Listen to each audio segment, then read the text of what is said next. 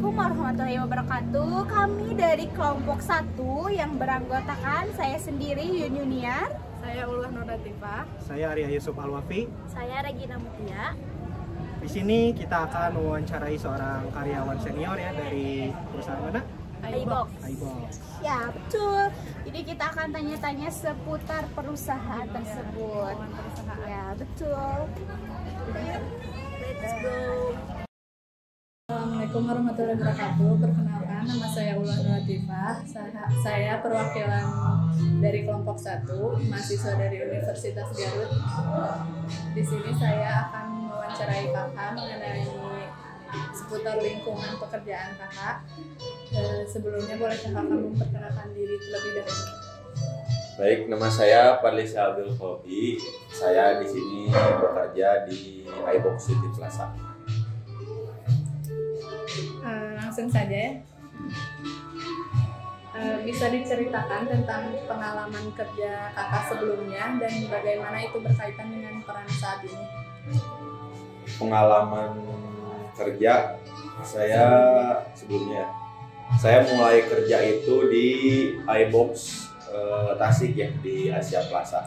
Nah, setelah sekian lama kerja di iBox Tasik, ada nih di Garut buka iBox gitu. Jadi saya itu kan kalau misalkan di perusahaan yang saya kerja sekarang, jadi kalau misalkan ada toko baru atau misalkan ada perbantuan, kita suka dimutasi ya. Nah, ini di Garut ini kan iBox pertama kali ya.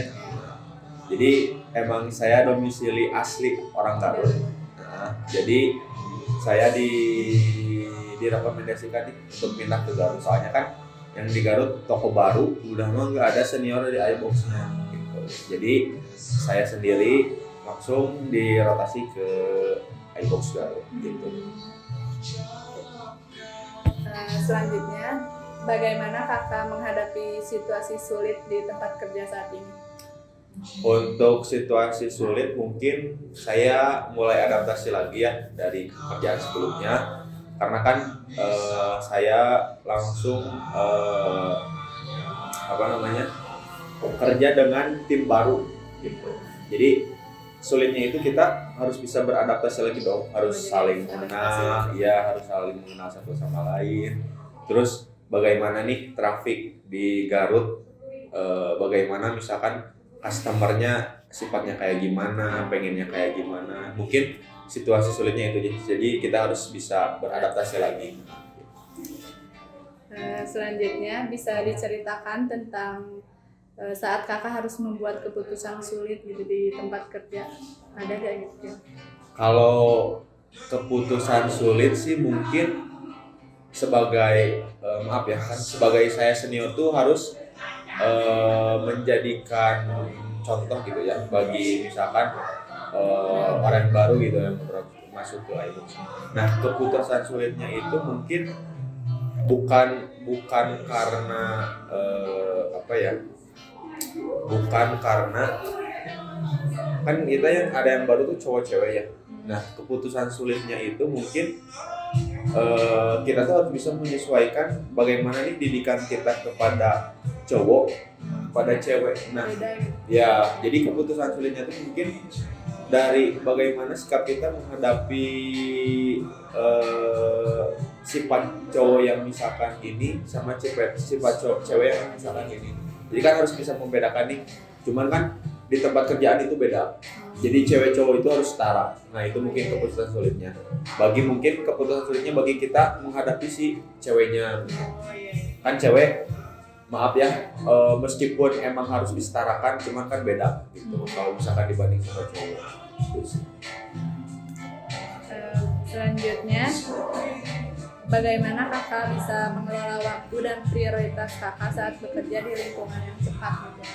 Jadi memang sih kalau misalkan kerja di iBox itu dia terjadwal ya, maksudnya jadwal masuk, istirahat, pulang itu harus benar-benar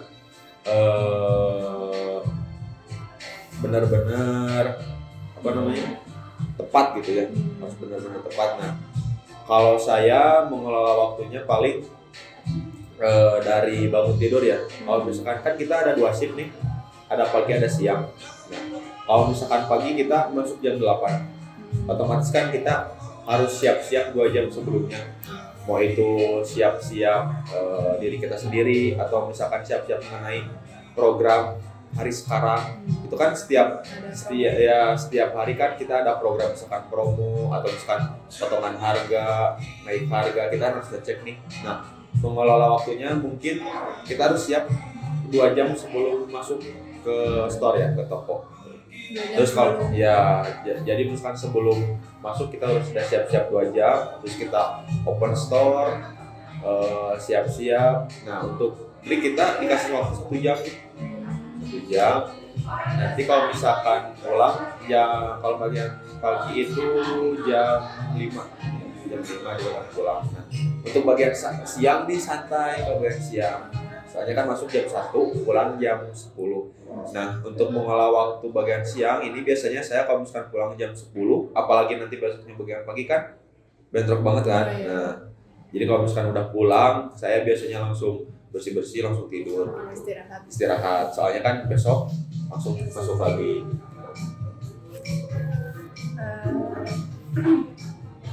Bisa diceritakan nggak tentang pengalaman kakak harus bekerja dengan anggota tim yang sulit gitu?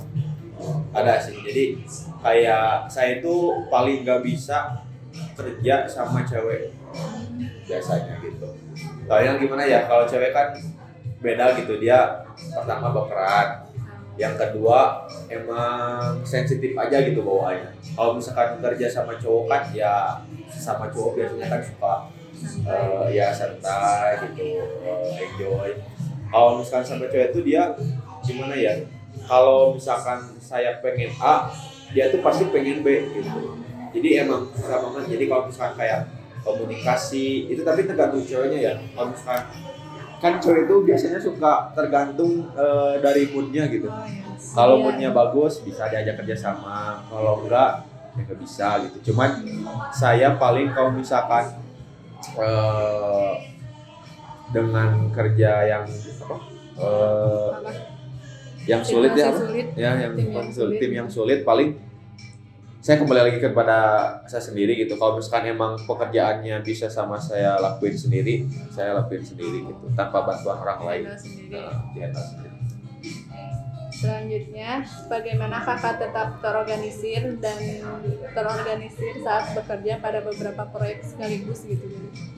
Banyak nih pengalaman kalau misalkan toko lagi rame gitu. Jadi kan kerjaan yang begitu banyak harus diselesaikan hari itu juga. Misalkan nih, saya lagi transaksi misalkan, terus ada customer nanya-nanya, terus kalau misalkan ada barang masuk, itu kan tiga pekerjaan yang harus benar-benar selesai nih.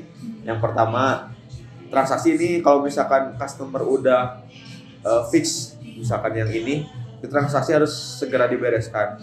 Yang kedua, ini kan customer nanya-nanya itu kan peluang nih bagi kita untuk misalkan kita closing barang. Kalau misalkan dibiarin nih, kita nggak bisa jualan. Kalau misalkan si customernya kita nggak konsul gitu sama kita.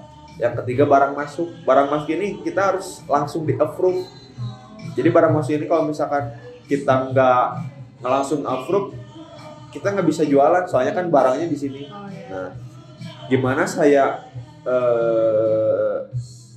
terorganisir dari 3 kerjaan ini? Nah, paling saya lihat dari kapan nih pekerjaan ini yang mulai awal gitu, yang datang lebih dulu. Kalau misalkan si customer transaksi dulu beresin, kita beri pengertian dulu ke customer yang nanya-nanya atau yang datang barang masuk gitu. Kita yang penting kita memprioritaskan apa dulu yang pertama gitu, yang pertama kali yang dilakukan. Kalau misalkan kita mungkin kalau customer yang ngerti itu pasti dia soalnya kan yang ini dulu nih, berarti saya ngelakuin hal ini dulu, soalnya kan saya misalkan baru masuk cuma langsung nanya gitu.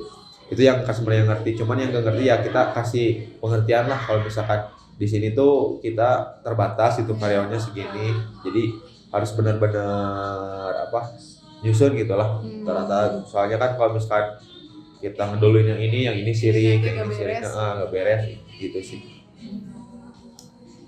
Selanjutnya bisa diceritakan nggak tentang saat kakak harus mengambil inisiatif nih untuk menyelesaikan masalah di tempat kerja gitu. Ya. Untuk inisiatif paling ini kan banyak ya customer itu yang komplain masalah iPhone, entah itu karena baterai yang cepat turun atau misalkan komplain garansi atau misalkan komplain ini gimana nih cara pemakaian iPhone, soalnya kan rata-rata pengguna iPhone baru tuh banyak di Garut gitu. Nah, itu masalah-masalah yang biasanya datang ke store gitu, ke toko. Nah, biasanya kalau misalkan saya menyelesaikan masalah itu ya secara emang saya punya pengalaman gitu ya, pengalaman ini paling